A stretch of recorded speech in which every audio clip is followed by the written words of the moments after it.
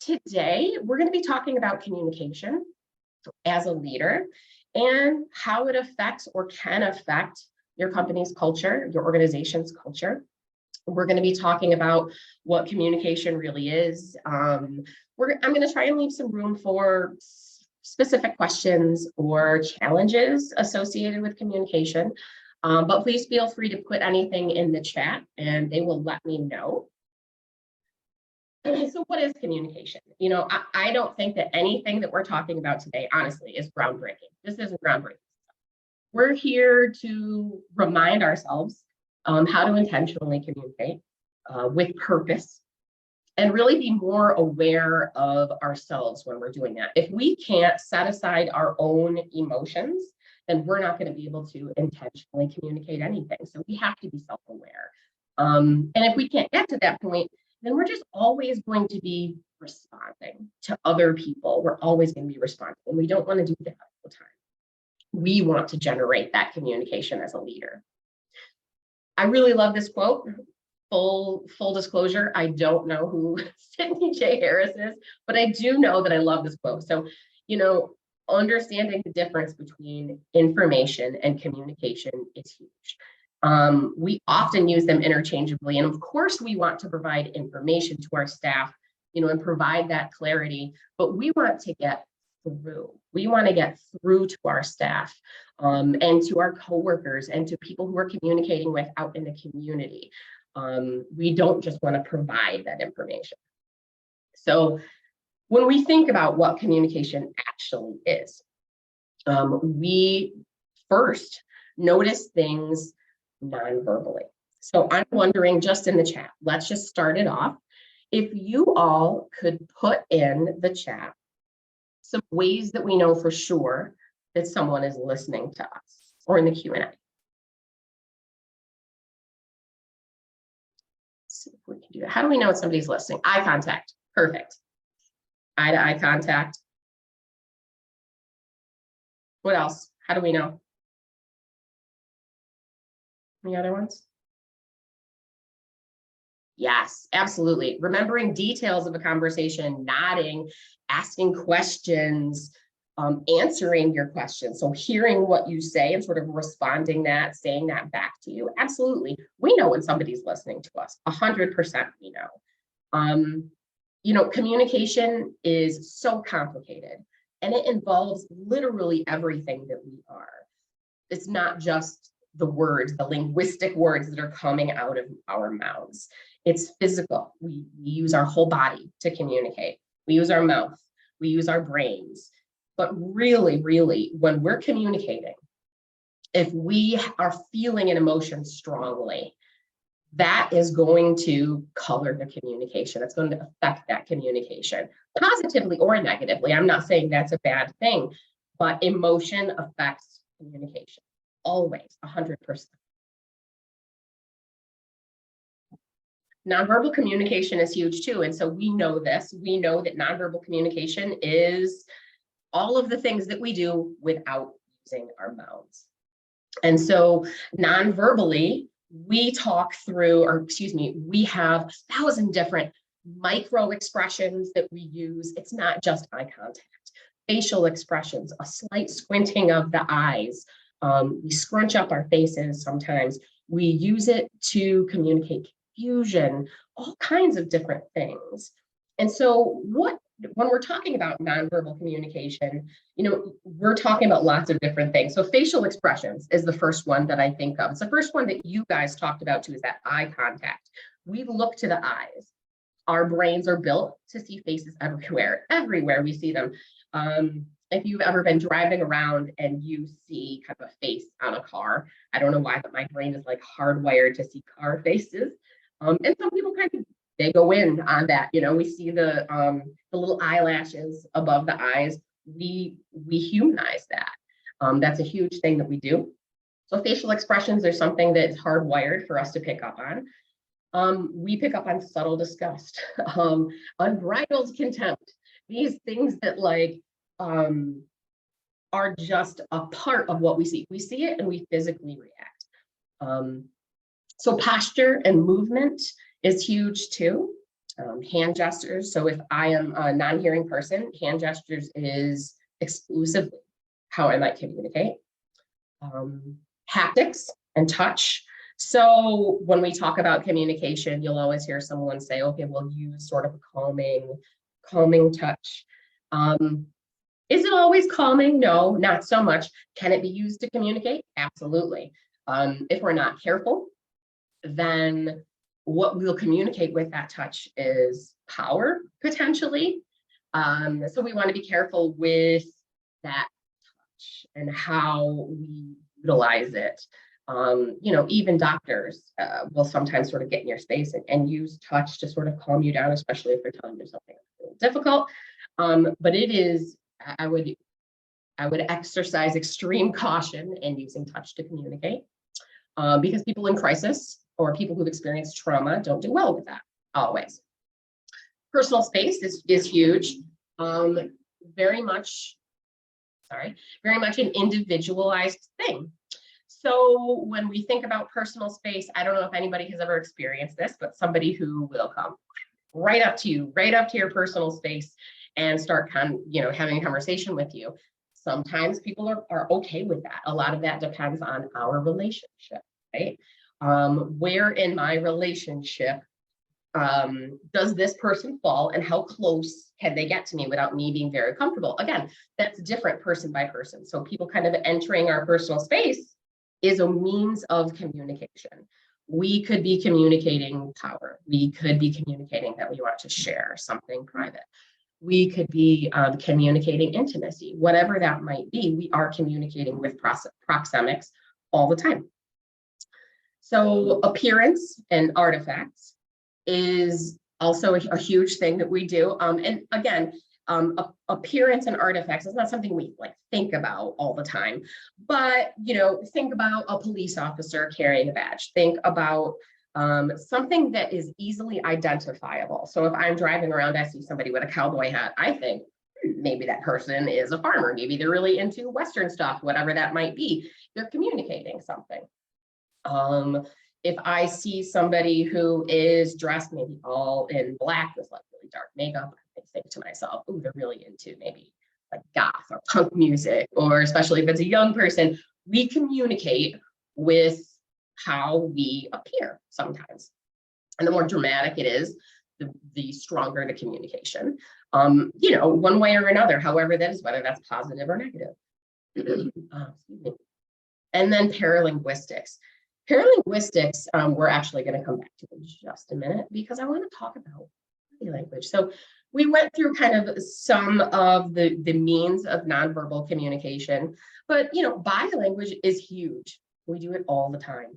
We might communicate. So this picture, when we look at this picture, awkwardness, weirdness, sitting next to each other, feeling very uncomfortable sitting next to each other. When we see these things in real life, our conscious mind doesn't always process it, but our subconscious mind does. And it affects the way that we, in turn, communicate with the people that we're seeing. This person obviously is not cool, not into it, not happy, a little bit PO'd, maybe. Not me. I'm surprised, shock, awe, whatever that might be. Something fell off the wall. Somebody said something.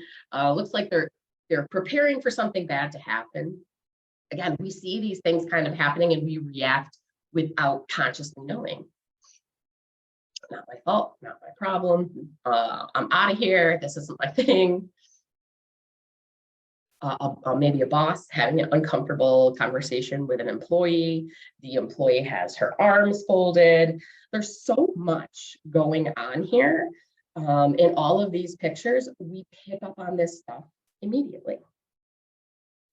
Paralinguistics, so tone of voice, loudness, inflection, pitch. So the way that we communicate with our voice. So we can have a powerful, powerful effect on a room with just our tone of voice. So think about just this one phrase. So, hi, thanks for stopping in today. I'm happy to help, whatever you need.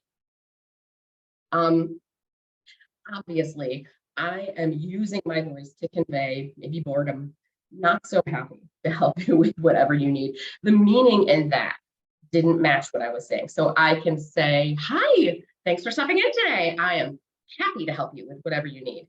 And you know that I am energized and ready to help you. I can say this really, really loud, sarcastically. I can say, hi, thanks for stopping in today. I'm happy to help with whatever you need. If passively, there's a lot of different ways that this phrase can communicate multiple different things, depending on how we say it. Sometimes we're aware of our tone of voice, our loudness, our inflection, and our pitch, but we're not always. Especially, again, if we are experiencing some kind of emotion. I'm one of those people that as I experience emotions, as I talk, I get louder and louder and louder. And I don't always hear myself get louder and louder and louder.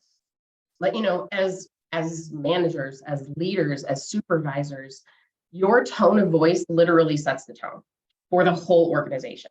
So it's important that we know and understand how we come across to other people. So, in order to do this, we have to be in control of our emotions in order to control, our tone of voice, our loudness, our paralinguistics.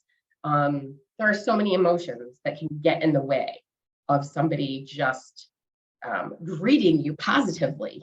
And it's important to remember that. I do want to take a second to talk about power and communication. So like I said before, we're managers and leaders oftentimes in this group, and power is both a perception and a fact.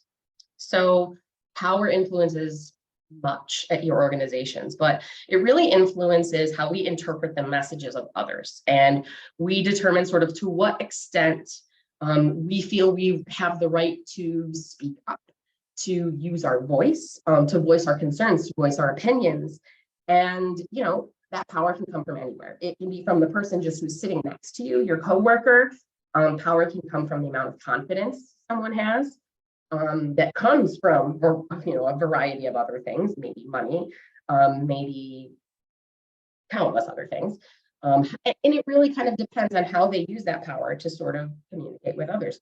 Do we dominate conversations, or do we leave that space? Do we use our body language to create that open space for others? Think about how we might hear a message of concern from let's say, a police officer versus a coworker. So if we hear a message from a police officer, they inherently have power built into the message. We may not feel we have the right to speak up as much as if it's our coworker. So, it colors the conversation. Is it fear? In a sense, but we have to understand that no matter what, that power affects all communication around us. We're going to talk a little bit about communication styles. So, this is not groundbreaking at all. It's not, but this is a nice reminder of things that we've probably heard in trainings before, thought about before, in terms of just our own communication styles. Just to normalize this, I'm not saying that these communication styles are good or bad. I think there's sort of, a goal there, but we use these different styles to accomplish different goals throughout the day, throughout our lives, depending on what we're doing. So passive submissive is the first one I want to mention. So this idea of my needs are not important. I can't say no to others. I might reduce my own self-esteem to sort of boost other people up. And it's this idea of you are okay, I am not okay. So anybody who's ever worked with or known somebody, or even just themselves, sometimes in certain situations, we're passive or submissive. Sometimes people kind of, bowing their head a little bit, very unsure of themselves, avoiding confrontation, it's very soft tone voice. Passive submissive. Manipulative. So doing my best to sort of control others. I'm sneaky. I will do whatever I can to make sure that I'm okay. So this sort of a patronizing feeling, indirect, controlling, really kind of taking the words that I'm saying and changing them to suit my own needs. Manipulative people can get a lot done. We all manipulate at times. We don't want that to be our dominant means of communication, however. Aggressive. We've all met an aggressive person. We know what that looks like, but it's this idea of only my needs matter. So I'm reactive to things. I hear something and I fly off the handle. So this is a very, and I would say, from an outside observer, an emotional person, somebody who has emotions going on. Now, somebody who is angry might say, oh no, I'm not emotional, I'm angry. But we know anger is an emotion. I'm reactive. I reduce other people's self-esteem to increase my own. I might speak loudly and then I glare. I enjoy sort of the back and forth of disagreements. It's this idea of you're not okay. I'm going to make you not okay, but I am okay. Aggressive. Assertive. So again, this is sort of the goal here. Somebody who is confident, conversational, calm, direct, disagrees when it's appropriate for the conversation. It's an idea of I'm okay and you're okay in this situation. And my favorite that we're going to talk about last is passive aggressive. So passive aggressive, we're actually going to talk about for a minute. It could be somebody coming across as very confident, conversational, excuse me, that is not the right. This is somebody who is, the emotion on the inside doesn't match the outside. I just started talking. The emotion on the inside doesn't match the outside.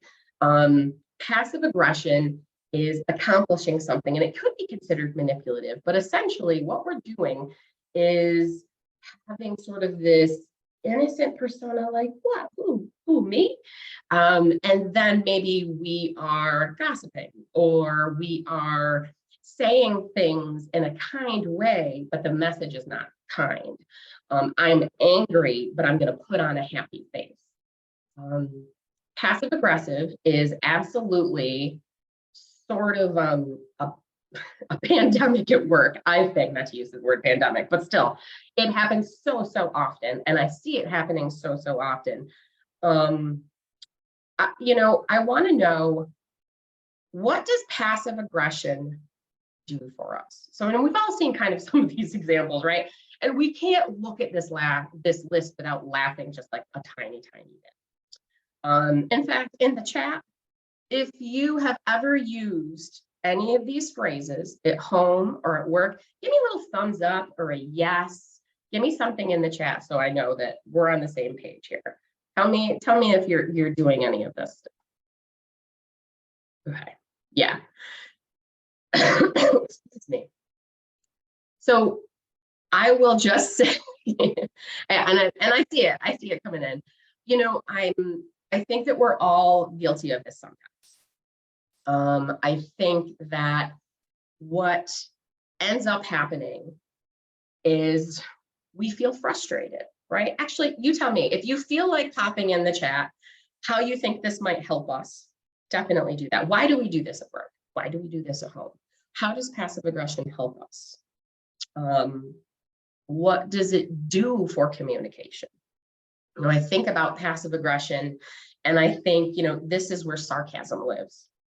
This is where sarcasm without kindness, not the fun kind of sarcasm where we're all in on the joke, but the mean kind of sarcasm, cutting. It's a way of expressing our negative feelings like anger, like annoyance. We do it indirectly instead of directly. This could be because of some of those power imbalances.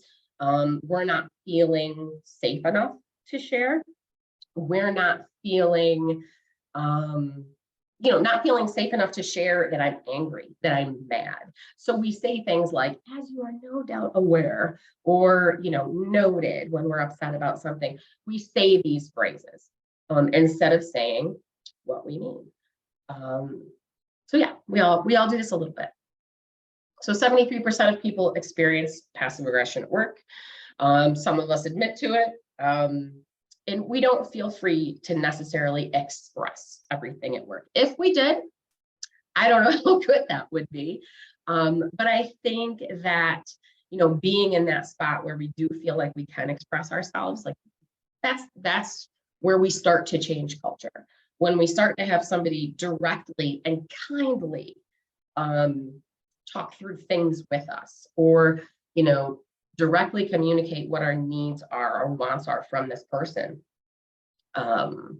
it would make things a little bit easier. So what? How does it affect our team when we're passive aggressive?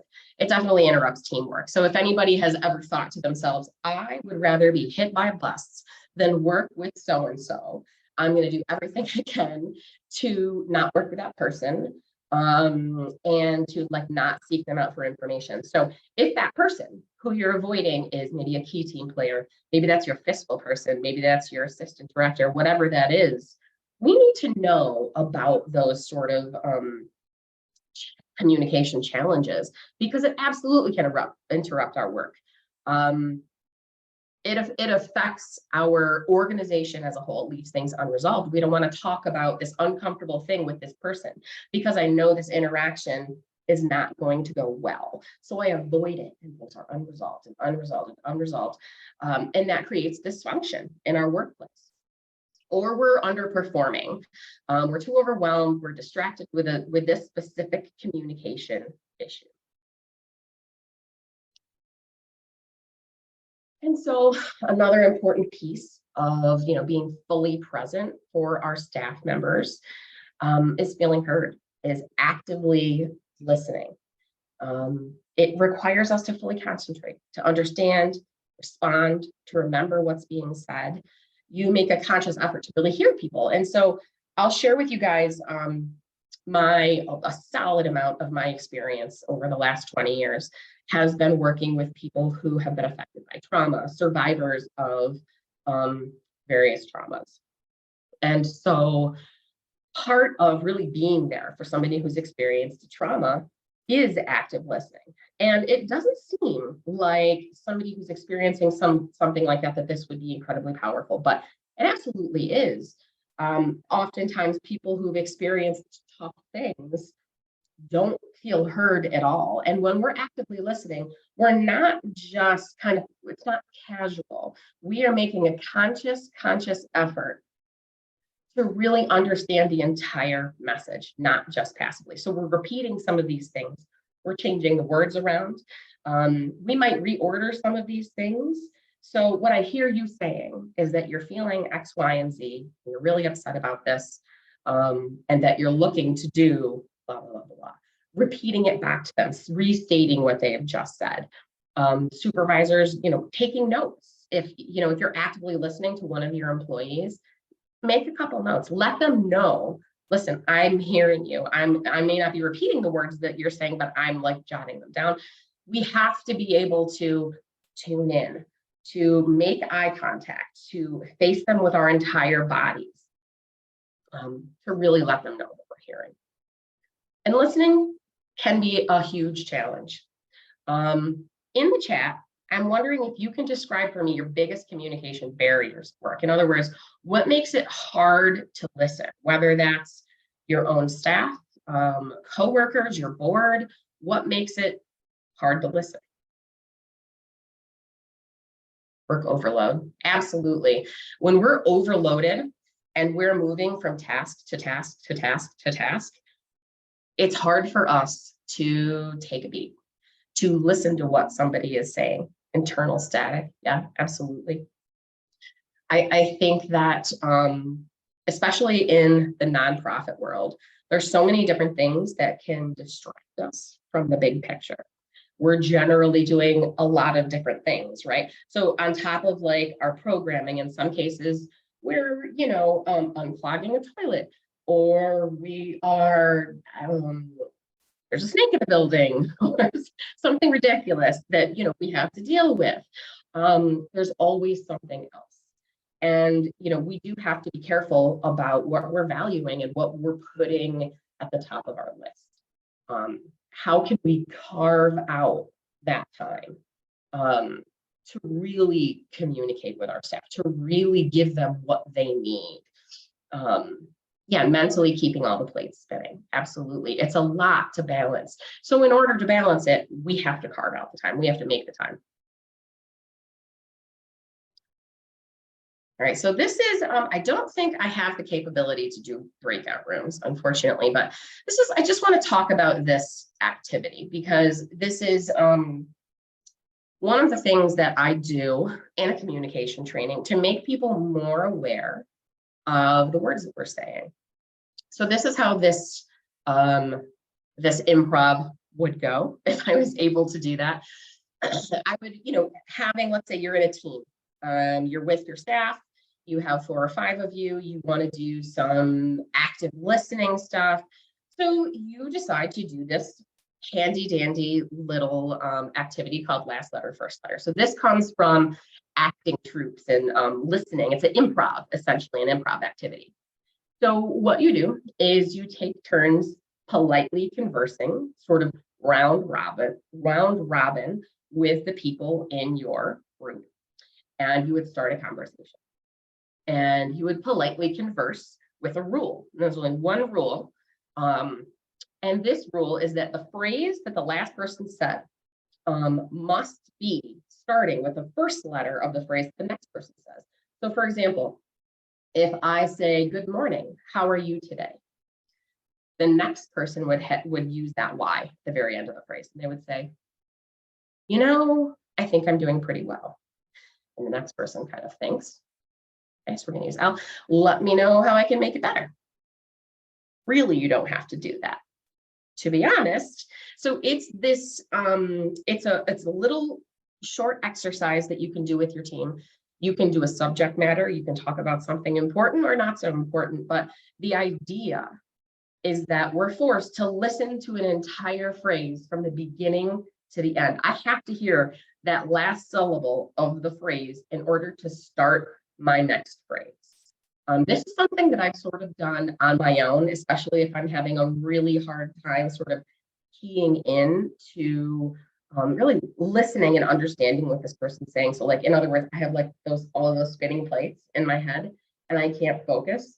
I'll do last letter, first letter, just as sort of a way to get right in there and force myself to listen to sort of each sentence and each phrase all the way to the end.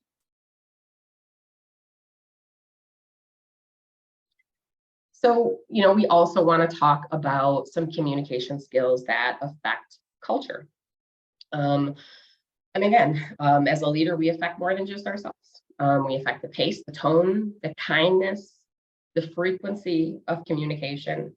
If I am not meeting regularly and communicating regularly with my supervisor, then as an organization, can it really be that important for me to communicate with my staff? So I am going to model sort of what's shown to me. And if any of you have ever been a part of a team or an organization that has seen this shift in leadership at the top, then you know how radically that culture can change, depending on who is leading that culture. So, one of these skills is the ability to adapt our communication style, because not everybody communicates the same way. I had, in my many, many years of nonprofit, one particular key employee that for some reason I just couldn't communicate with. And I found myself constantly thinking, before I had to communicate with this person, so I found myself constantly making it almost like a challenge for myself. So this is what I would normally say to ask this question. And I find myself stating it in different ways or thinking intentionally, I'm about to go communicate with this person. Here's what I would say, but I don't think I can say it like that for this person. I need to change this message and adapt it for this person's communication style. They were I tend to use a lot of metaphors and adjectives in my communication. I had to be really plain, really black and white with what I was asking for, very, very specific. So again, we have to be able to adapt that. Everybody's motivations are different. Some people really respond to that upbeat communication. We just have to know our staff. We have to know our people and adapt accordingly. we talked about this. Make sure we're listening actively to our staff. Transparency. So thinking about how clear am I about the company's goals, opportunities, challenges in my organization? How do we foster an environment where people feel empowered to share their ideas? So if I am planning a huge event, what opportunities do I give my staff to contribute? If I'm planning a new program that's going to affect my staff, how do they collaborate with me? How do we acknowledge mistakes?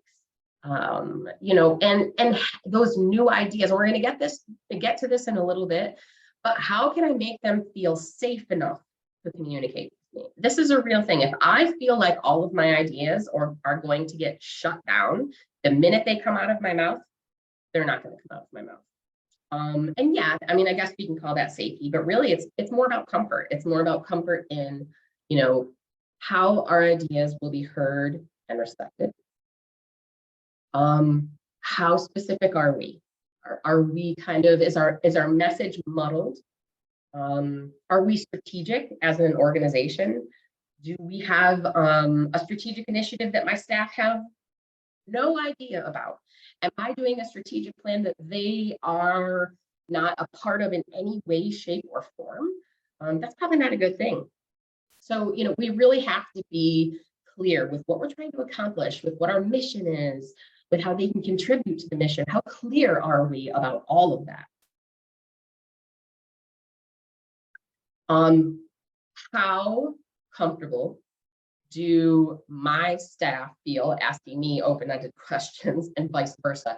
Do I, when I'm talking to my staff, use open-ended questions to gain clarity and understanding around their perspective?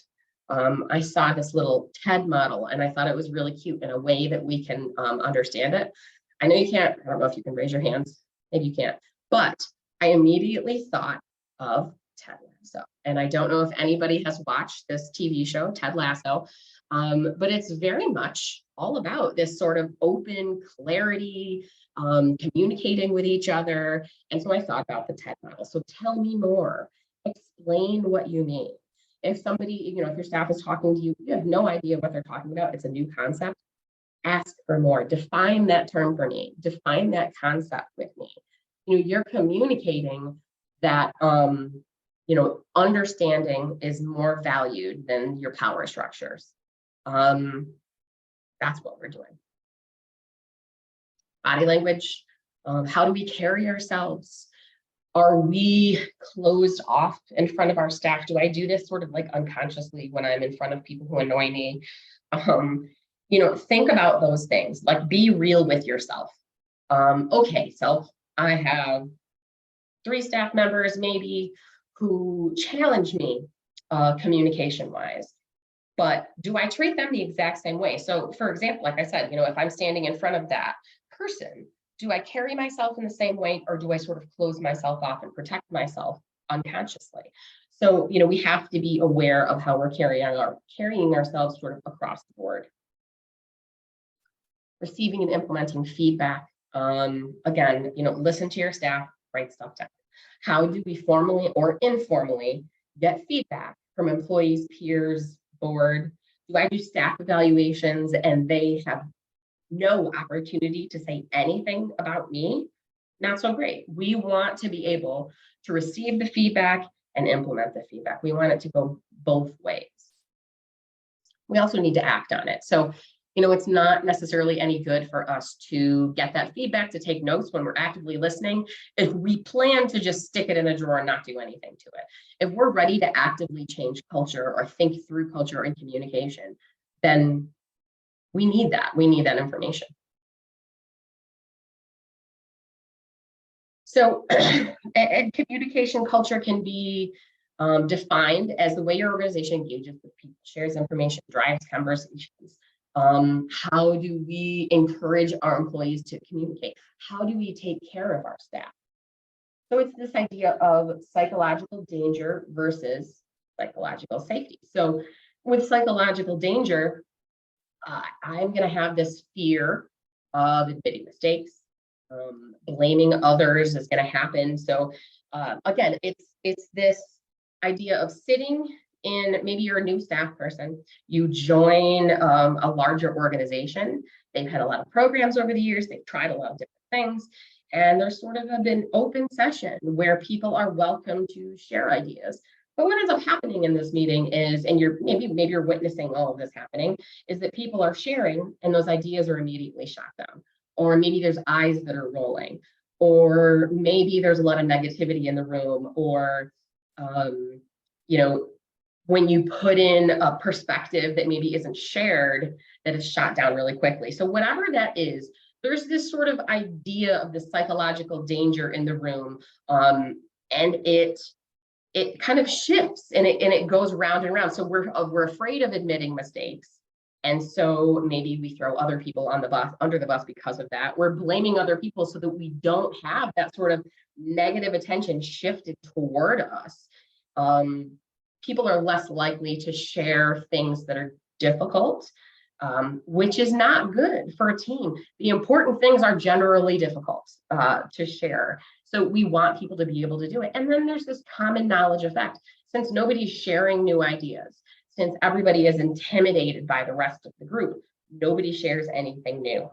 So we're doing the same stuff over and over, year after year, and the culture never changes, and we're doing, it's the definition of insanity. So when we see ourselves stuck in that cycle, we have to find ways to shift ourselves out of it. So, you know, in a room where everybody feels psychologically safe, there is this comfort admitting mistakes. We're learning from our failure because we've witnessed other people failing and being supported and not felt like our job is in jeopardy. People are openly sharing ideas. There's creative energy going on in the room. And some of the ideas that are shared are actually implemented, and it creates better innovation and decision making, and everybody is on the same page. You know, these psychologically safe environments don't have huge power differentials. In other words, I'm not incredibly intimidated by my CEO, or my executive director. I'm comfortable with them. They ask me about my family and talk to me about theirs, and you know, there is a level of comfort there. It may not be a friendship, of course, but there is a level of comfort in sharing that creates psychological. You know, and so building that psychological safety isn't rocket science. We have to show our team that we're engaged. Show them that you're interested in what they're working on, that you support them, that you understand the work that they're doing, that you know, that you understand the front line, that you understand their mission. We don't throw people under the bus to build ourselves up, so we can't blame to build trust. You know, we can't constantly be negative. We include our team in decision making. So many of the things that we've already been talking about is how you build psychological safety. So employees who feel their voice is heard are 4.5 times more likely to feel empowered to perform their best work. That's from Forbes. Another way we can do this is eliminating one-way communication. So like I said before, we want to be able to have feedback that is back and forth. So if I am the only one sort of providing information, I'm not really communicating. I am giving information. So we have to think about, yes, how do I communicate information, but how do I get it back? Is it a formal evaluation? Is it a weekly 15-minute conversation? Is it weekly supervision? What does it look like? How have I decided that that communication is going to take place within my organization, depending on how large we are, how small we are? How can I make that happen? Avoiding information overload. So I recently read a statistic that 62% of emails received by employees are not important.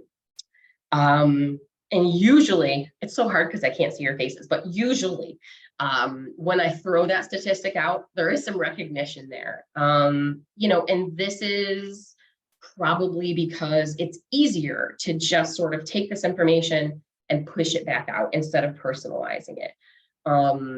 So a lot of the emails that we get might be sort of forwarded information, pushed through. There's an event, there's a training, there's a fundraiser, we're doing a fundraiser, and it's just kind of constant information. You know, it only takes a few of those for people to sort of just tune it out. I will say that at Nikon, one of the things that I really, really love, we have a newer CEO, and one of the things she does is puts out sort of a Tuesday, why she chose Tuesday, but she does a bulletin and it's personalized. She thanks staff by name, and she does it through Teams, so it's sort of like immediately available just to our team. Goes through sort of new things that are going on and doesn't overload. And so the communication feels really relevant. It feels personalized to me, to people who have done things for the last, so she would thank people for specific tasks. And it really feels, as a person, who's newer in an organization, it feels very intentional and healthy. So I love it. And I would encourage anybody to sort of make that relevant communication instead of just forwarding and sort of dumping on people. Another statistic that I'll throw out at you is that, more than 50% of high performing organizations invest in new tools to improve communications. And I think what that does is manages this sort of grapevine communication. So for people who are all kind of sharing the space, you're with each other all the time, grapevine communication happens really, really quickly. So you might find out about something that's going on days and days ahead of when your director actually tells you. So, it's sort of natural that organizations are looking for more sort of intentional technology communication, whether that is all kinds of sort of project organization software, communication software, HR software. It is something that you can do with technology. You don't have to do it by technology. It's a conversation you can have with your staff. Sometimes this is about gossip as well. So where does gossip come from? We're not going to get into that necessarily today, but it's important to at least think about that grapevine communication. Only 13% of employees strongly agree that their leaders are effectively communicating with the organization. So, we want to be part of that 13%. We want to effectively communicate. So how do we do that? How do we create time in our own schedule, knowing that we have all of those plates that are spinning, people who are unwilling to listen to us potentially? How do we effectively communicate anyway? Involve leadership. It's one of the most important building blocks of communication culture. Leadership communicating with each other, your director talking to the board, or you talking to the board, and the board talking to your director, and the director filtering that information to staff. So making sure that we have all levels of that communication. We want to make sure that leadership have these strong communication skills, that we're honing those skills, that we're thinking about it, that we're attending things like this. Even if we can just put our brains here for 1 hour and leave a conversation like this with communication on our brain, so that tomorrow or Monday morning when we go into work, I'm going to think about every single interaction that I have with people. And I'm going to make that interaction intentional. I'm going to think about my body language. I am going to think about the message. And I'm also going to think about how to create more intentional communication. And, having that balance between professional and casual is important. I've seen so many organizations that sort of fly on one side or the other. So these uber professional organizations where nobody really talks to each other, and they're just sort of like at their desk doing their thing. I don't know anything about you or about you. And then super too casual, where the work starts to not be about the mission. We are having too many kind of distractions or personal fights or whatever that might be. Sometimes we see that when there's a high amount of trauma associated with that, which is a whole other conversation.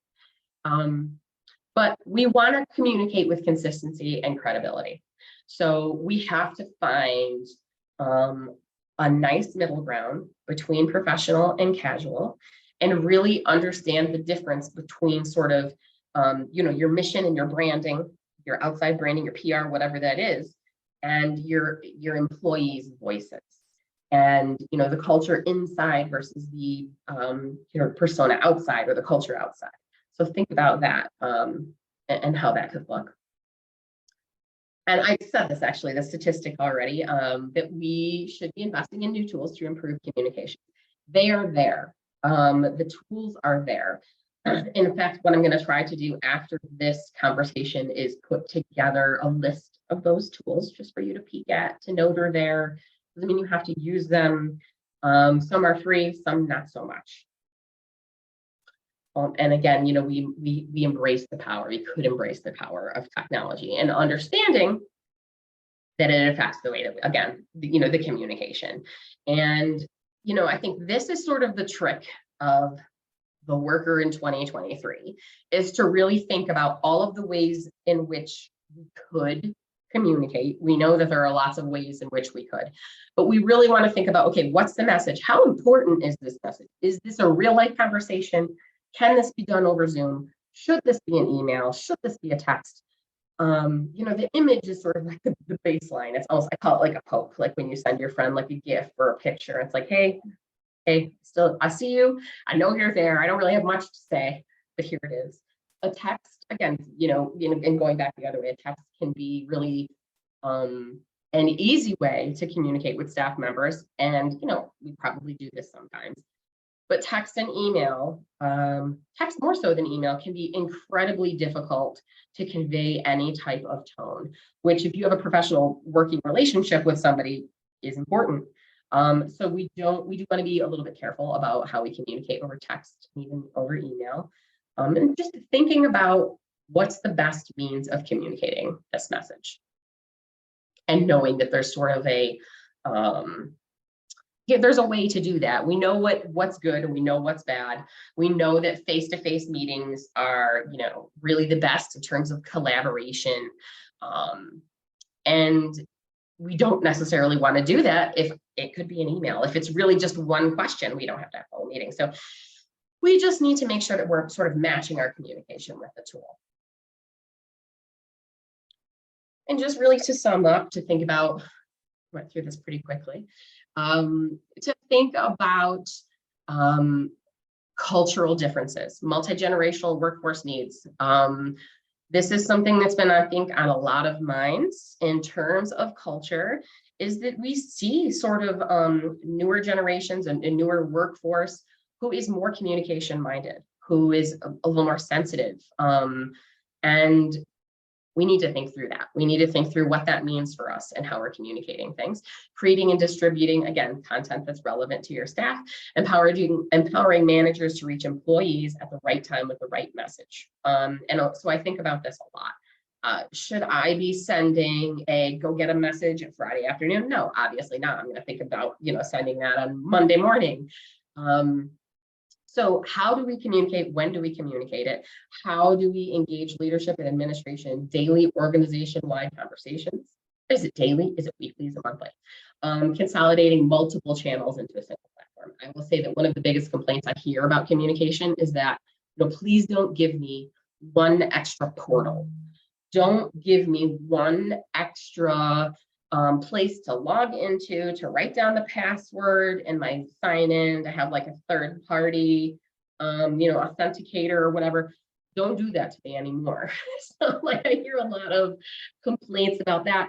And, I don't know if there's a perfect way to do this, but again, it's something that we can think about. And we can start to measure. So if we make a decision to start changing the way we communicate, or being more intentional about the way we communicate, how does that affect our mission? Does it affect our mission? Or does it affect morale?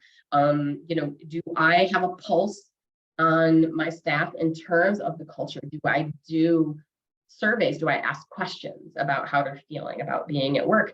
That also can be a strategy to retain staff, which all of this can really be seen as. So I'm going to end it there. I want to make sure you have my email. Are there any questions that anybody has about the conversation, any specific challenges anybody wanted to talk about? No? All right, I don't see any questions coming in. Oops. All right, I guess not. So if you guys do have any questions, anything that you are interested in hearing more about. Oh, Jessica has one. Let's see here. Jessica, what is your question? I'll do that. No, I don't know how to do this. Oh, shoot. I'm not so good at the panelist. Okay, so how does one manage intergenerational communication? We could talk probably for a couple hours about this. But I think more than anything else, having an understanding of, again, your staff and how they are communicating with each other. So yes, like I would say if you had a huge staff of, I say huge for a nonprofit, what's huge? 30, 40, 50, I don't know. If we have a larger staff, then we can start to think about it in terms of like generations. But I think when you have a smaller staff, yes, you're going to have different generations of people, but I think it's more about sort of knowing their personalities and knowing how one staff can work with another. And you might be able to sort of personalize that a bit. So if I'm having sort of weekly supervision with my staff, maybe I might ask them, hey, I noticed that you have some communications challenges with Bill. So I'm wondering, if we can just talk about that. Is that true? Is that something that I am seeing? And how can I help you? And, what are you experiencing? And so opening that up for a conversation, I think can be really good if you're in a position to do that. Empowering your managers to do the same thing with their staff if you have a larger staff. I hope that makes sense. But I think that, it really kind of depends on how large your staff is. For a larger staff, I think that you can be a little bit more intentional.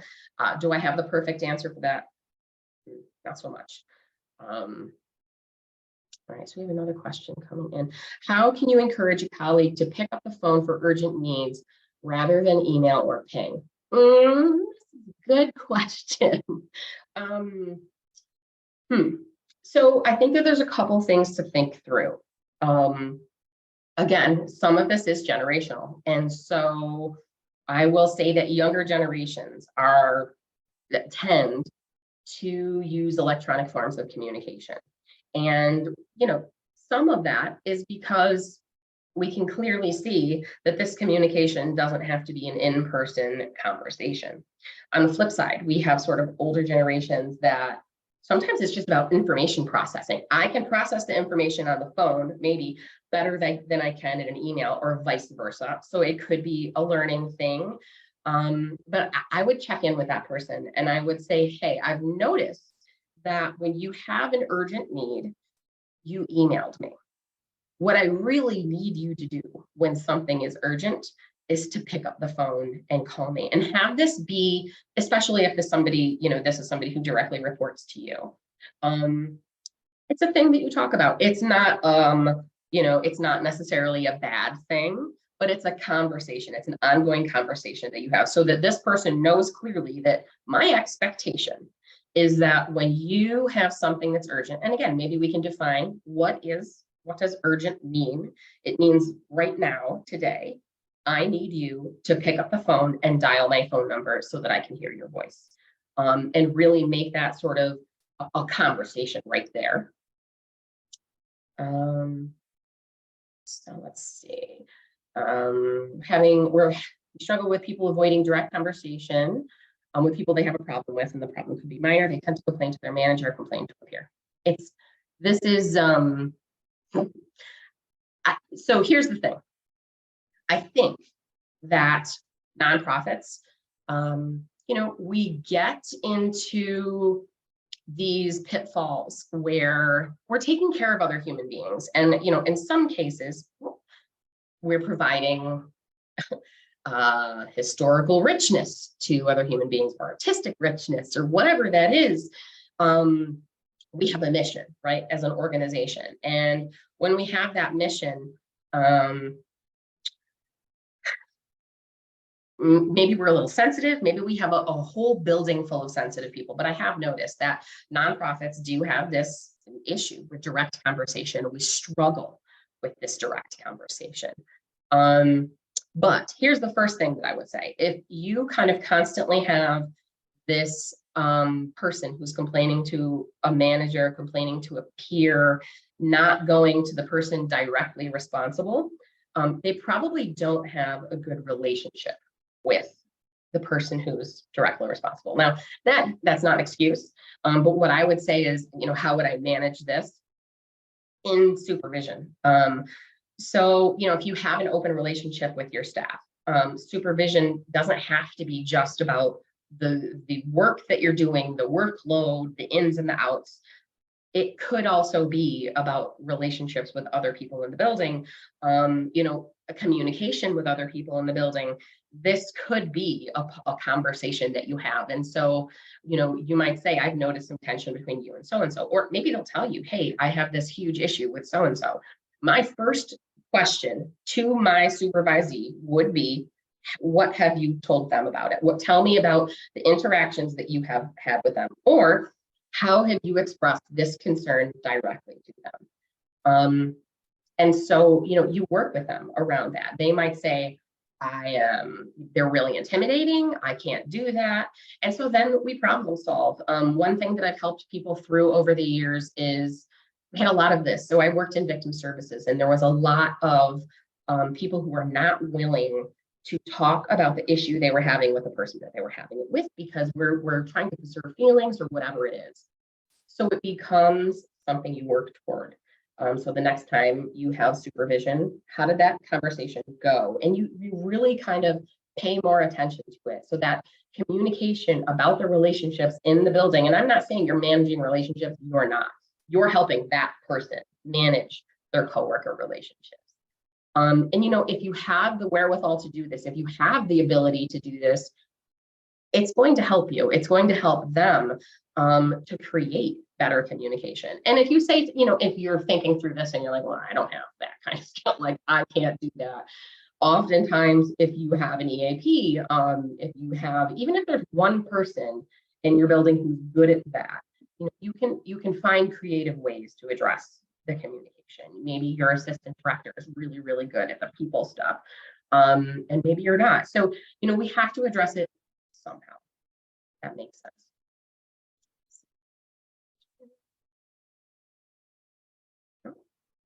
Don't think we have any other questions.